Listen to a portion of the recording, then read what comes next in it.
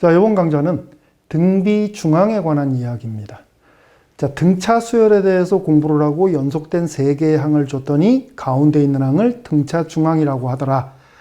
등비 수열도 역시 마찬가지입니다. 연속된 3개의 항이 주어지면 가운데 있는 항을 등비 중항이라고 얘기를 해요. 자, A, B, C 3개의 숫자가 있는데 이 3개의 숫자가 이 순서대로 등비 수열을 이룬다고 합시다. 그러면 자연스럽게 우리는 A, B, C 사이의 비율을 생각을 해야 될 텐데 B를 A로 나누어 준 값, C를 B로 나누어 준 값이 서로 같다. 왜? 등비 수열이니까. 그죠? 그러면 이 식으로부터 우리는 B제곱이 AC다 라고 하는 이런 식을 생각할 수가 있는 거고, 결과적으로 B를 플러스 마이너스 루트 AC다 라고 얘기할 수 있게 되는 겁니다. 그때 이 값을 등비 중항이라고 얘기를 합니다. 자, 지금 생겨먹은 게 루트 AC 두 수의 곱에 대한 제곱근 값이면 이거 뭐죠? 앞서서 우리 공부했던 기하 평균하고 또 얘기가 통하겠네요. 자, 그 이야기는 조금 이따 하기로 하고, 일단은 이렇게 하는데, 지금 값이 등비 중항은 양도 될 수 있고 음도 될 수 있구나라는 이 생각을 여러분들이 반드시 하고 넘어가야 됩니다. 왜냐하면 간단한 예문을 한번 좀 들어볼게요. 자, 예를 들어 가지고서 3A 48이라는 숫자가 있다고 합시다. 근데 얘네들이 등비 수열을 이룬대요. 그랬을 경우 이 A는 얼마일까 하는 문제가 있다고 한번 생각을 해봅시다. 그러면 일단은 우리가 연속된 3개의 숫자가 등비 수열을 이루는 경우 가운데 숫자를 등비 중항이라고 얘기한다고 그랬으니까 A의 제곱이면 3 곱하기 48이에요. 그럼 얼마인가요? 얘는 3 곱하기 16과 같은 거니까 12의 제곱이 되어지는 거고, 따라서 A는 플러스 마이너스 12 이렇게 되어지겠다. 그죠? 그러니까 지금 등비 중항은 우리 구한 거예요. 그러니까 여기에 덧붙여가지고서 확인할 게 하나가 있어요. 뭘 확인을 하느냐면 이 숫자들과 이걸 끼워가지고 한번 써봅시다. 3, 12, 48 아니면 마이너스 12가 들어가게 되면 3, 마이너스 12, 48 이렇게 되어지게 돼요. 자, 각자를 따로따로 한번 보세요. 얘 따로 보고 얘도 따로 한번 보세요. 그러면 여기다가 4를 곱한 게 이거고 4를 곱한 게 요겁니다. 여기는 마이너스 4를 곱한 게 얘고 마이너스 4를 곱하니까 얘가 되어져요. 그러니까 공비의 형태가 양이 됐건 음이 됐건 등비 수열인 거는 변함이 없더라. 됐습니까? 변함이 없어요. 변함 없이 이렇게 우리가 얘기할 수가 있기 때문에 등비 중항은 양이 될 수도 있고 음이 될 수도 있는 겁니다. 여러분들이 혹여라도 또 다른 문제에서 이것만 슬쩍 보고 넘어가면 실수할 것 같아서 간단한 예문을 들어놓은 거니까 기억을 해두세요. 등비 중항은 양도 될 수 있고 음도 될 수 있다. 자, 그러면 이제 우리 이 얘기를 좀 일반화시킬 필요가 있죠, 또. 자, 우리 보통 저렇게 구체적인 얘기를 가지고서 일반화시켜 가지고서 일반적인 식을 만들어냈을 때 우리 수열에서 그걸 뭐라고 얘기를 한다 그랬었죠? 점화식이라고 얘기한다 그랬었죠? 그거를 한번 좀 보려고 그러는 거예요. 일반화되어진 식의 구조는 어떤 식으로 표시가 되어질 것인가? 한번 써봅시다. 자, n번째 항과 n 플러스 1번째 항, 그리고 n 플러스 2번째 항이 등비 수열을 이룬다고 합시다. 그렇게 되면 여기서 얘기한 대로 an의 제곱, an 플러스 1의 제곱은 양 끝항의 곱과 같더라. 또는 제곱 기호를 날려버리면 어떻게 되는 거야? an 플러스 1은 루트 an 플러스 2. 물론 뭐 플러스 마이너스 써야 되겠지만 귀찮은 선생님이 그냥 이렇게 얘기를 하는 겁니다. 어차피 결과는 마찬가지이기 때문에. 자, 이렇게 되어진다면 여기 나와 있는 이 식과 이 식을 한번 좀 바라다 보세요. 느낌이 훨씬 달라졌죠. 좀 복잡해진 겁니다. 그러니까 연속된 항들 사이의 관계식이라고 얘기했으니까 이게 지금 점화식이라는 얘기가 되는 거예요. 기억을 해둬야 되겠다. 그쵸? 등비 수열의 점화식은 이렇게 제곱의 형태로 표시가 되어지거나 아니면 제곱근 기호가 포함되어져 있는 이와 같은 형태로 만들어지게 돼요. 그러니까 지금까지 봐왔던 점화식의 형태보다 조금 진일보한, 좀 복잡한 그런 식의 형태로 표시가 되어진다는 얘기입니다. 자, 그러면 우리 이제 이런 식으로 점화식들이 표시가 되어진다라고 했을 때 어떻게 점화식을 풀어서 각각의 항들을 또 일반항을 또 수열의 구조를 파악을 할 건지 하는 부분에 대한 예문 또 한번 들어볼까요? 자, 예를 들어서 수열 AN이 있는데 수열 AN이 초항을 2로 한대요. 그리고 연속된 항들 사이의 관계가 이렇다라고 보겠습니다. 이렇게.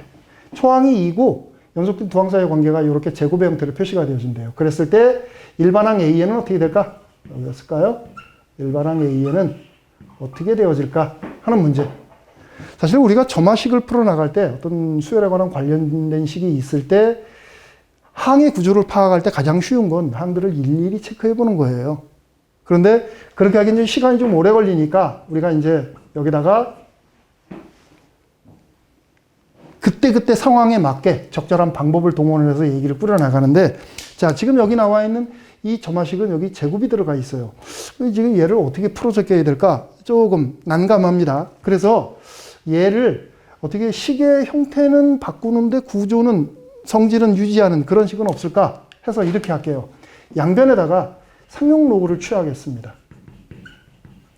현재 지금 지수 형태로 되어져 있는 거를 무력화시키는 거죠. 양변에 상용 로그를 취하면 식이 2 로그 an 플러스 1 이퀄 투 로그 an 이렇게 쓸 수 있겠다. 그렇죠?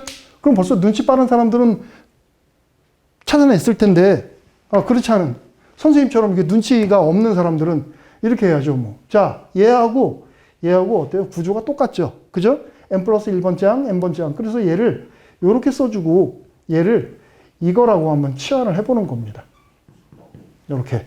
자, 이렇게 치환을 해주고서 식을 정리를 해주게 되면 식이 어떻게 됩니까?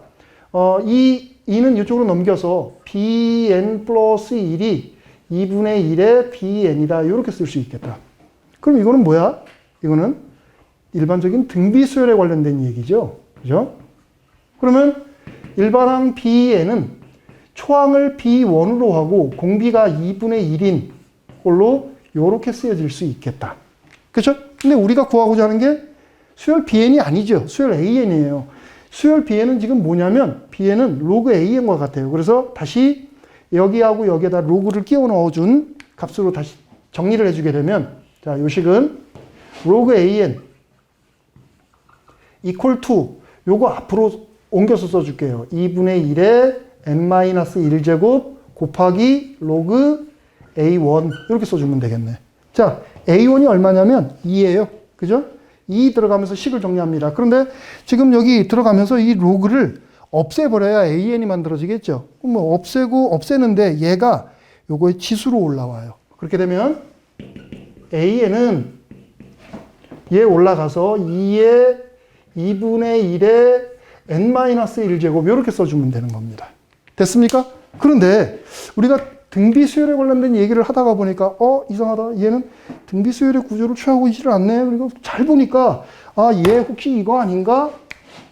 2의 2분의 1제곱이니까 루트 2 그거에 n-1제곱 된 거구나. 이렇게 쓰는 사람들이 있을 수가 있어요. 절대 주의해야 되죠. 이거 잘못된 겁니다. 이거 아니에요. 그죠? 지금 현재 여기에 있는 이 n-1제곱은 전체 n-1제곱이 아니라 이 지수에 대해서 다시 n-1제곱 된 겁니다. 그러니까 이거 헷갈리면 안 돼요. 이런 거 쓸 때도 조금 주의해야 되겠죠. 치환을 해서 해나가게 되면 이런 일이 또 생길 수가 있네요. 주의합시다. 자, 이렇게 우리가 점화식 형태가 이런 식으로 표시가 되어지니까 이렇게 되어지는데, 자, 그러면 등비수열이기 때문에 가질 수 있는 또 다른 특성이 하나가 더 있어요.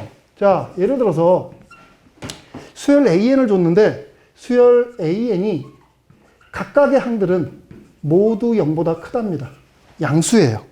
양수고 초항이 1 그리고 이제 연속된 항들 사이에 관계식을 주는데 a n 플러스 1 분의 n 플러스 1번째 항이죠. n번째 항에다가 1을 보탠 것. 요 두 값의 비율이 둘의 a n분의 1 플러스 1이다. 요렇게 수열의 구조가 나타났다고 한번 생각을 해봅시다. 지금 앞서서 본 예보다 한 단계 더 복잡하게 생겼어요. 지금까지는 분수 형태의 점화식이 나오지를 않았었어요. 대부분 이런 형태, 일자로 그냥 좌우로 쭉 써나가는 그런 형태만 나왔는데 지금 보니까 분수식이 나왔어요. 자, 이랬을 경우 일반항은 우리가 어떻게 구할 것인가 하는 문제. 자, 우리 조금 전에 본 대로 이런 형태를 우리가 풀어나갈 때 좀 불편하다. 그러면 어떻게 하라 그랬어요? 숫자를 하나하나 넣어보는 겁니다. 숫자를. 자, 확인 한번 해볼까요? 자, 숫자를 하나하나 넣어보면은 어떤 구조가 만들어지는가. 일단 첫 번째 항은 1이에요. 1. 두 번째 항. 여기 1이 들어가면 되는 거죠. A2분의 A1 플러스 1은 2에 A1분의 1인데 그 자리에다 1 갖다 집어넣어 주니까 얼마가 나오나요? 4분의 1, 2분의 1이 만들어지네요. 2분의 1. 그쵸? 아직은 지금 수열이 어떤 구조인지 모르겠어요. 2분의 1을 빼서 만든 건지 2분의 1을 곱해서 만든 건지 잘 모르겠습니다. 그래서 세 번째 항을 더 만들어 봅니다. A3, 그럼 여기 2가 들어갑니다. 2가 들어가니까 2분의 3, 2에 여기 2가 들어가니까 2분의 1에 2에다가 2, 3 되어지네요. 그러니까 얼마입니까? 4분의 1이 되어지나요? 이렇게 되어지게 돼요. 그러니까 여기까지 이렇게 봤더니 아, 이거 등비수열이구나. 그렇죠? 그러니까 여기까지 바라다 보니까 등비수열이에요. 맞습니까? 그런데 또 다른 수열의 형태를 취할 수도 있는 겁니다. 만일에 여기 6분의 1이 나오면 어떻게 되는가? 등비수열인지 조화수열인지 이제 헷갈리기 시작하는 거야. 그때부터. 얘는. 그래서 우리가 이제 항들을 이렇게 하나하나 체크를 해볼 때는 처음 한 한두 개 정도만 이렇게 해봐가지고서는 안 돼요. 보통 4개째, 5개까지는 여러분들이 해봐야 됩니다. 그래서 만일에 6분의 1이 나오면 조화수열이 되는 거고, 만일에 8분의 1이 나오면 그때는 등비수열이 되어지는 거죠. 맞습니까? 그래서 확인을 한번 해보세요. 이제, 네 번째 항을 만들어 볼 거니까 3이 들어가면 되네. 3이 들어가면 4분의 5, 3이 들어가니까 4분의 1, 4, 5, 10. 그래서, 이번에는 8분의 1이 되어지네요. 8분의 1. 그러니까 조화수열은 아니구나. 그래서 이제 얘를 가지고서 우리가 등비수열에 대한 일반항을 만들어내면 되는 겁니다. 대충 보니까 2분의 1에 n-1제곱 이렇게 만들어지네요. 맞습니까? 근데 어때요? 지금 해보니까 시간이 오래 걸리죠. 게다가 만일에 우리가 이거 해나가면서 산수라도 틀렸다 치면 그냥 틀리는 겁니다. 그죠? 그래서 요 식 자체를 가지고서 그대로 해결을 한번 해봅니다. 어떻게 하느냐? 일반적인 해법이 되는 거죠, 이제부터는. 자, 현재 지금 분수식 형태로 되어져가지고 보기가 좀 흉측합니다. 그죠? 그래서 분수식에서 탈피하기 위해서 분모에 있는 an 플러스 1. 자, 얘하고 an과 an 플러스 1의 곱으로다가 양변을 나눌게요. 곱합니다. 양변에다가. 저걸 곱해주게 되면 식이 어떻게 되나요? 여기는 an에다가 an 플러스 1이 되어지는 거고, 여기에 2에 an 플러스 1을 하고, 요 안에 an이 곱해지게 되면 an 플러스 1 이렇게 되어지겠네요. 맞습니까? 여기까지 나오죠? 그럼 이 식을 지금 보니까, 양쪽에 똑같은 게 있어요. 지워버려요? 그러면 안 되죠. 식의 성질이 바뀔 수도 있는 거니까 같이 묶어서 인수분해를 합니다. 요렇게. 요거에 an 플러스 1이 곱해졌더니 제로더라. 이런 식이 나오게 되는 거죠. 자, 이렇게 우리가 어떤 연속된 항들 사이의 관계가 인수분해가 되어지는 경우가 있어요. 이렇게 인수분해가 되어지게 되면 여러분들 범위 내에서는 거의 90% 이상이 등비수열이에요. 오케이? 인수분해가 안 될 때는 나중에 가서 얘기하기로 하고, 일단 인수분해가 되어지면 등비수열일 가능성이 아주 높다라는 얘기예요. 자, 여기서 구체적으로 들어가 봅시다. 현재 an 플러스 1이면 a1이 1이니까 이거 절대로 0 될 수 없죠. 그렇죠? 그러니까 우리는 여기서 간단하게 이때 요거 식을 바라다 보니까 an 플러스 1이 2분의 1 an이 되어지겠구나. 이렇게 되니까 등비수열이네요. 분명해졌어요. 그렇죠?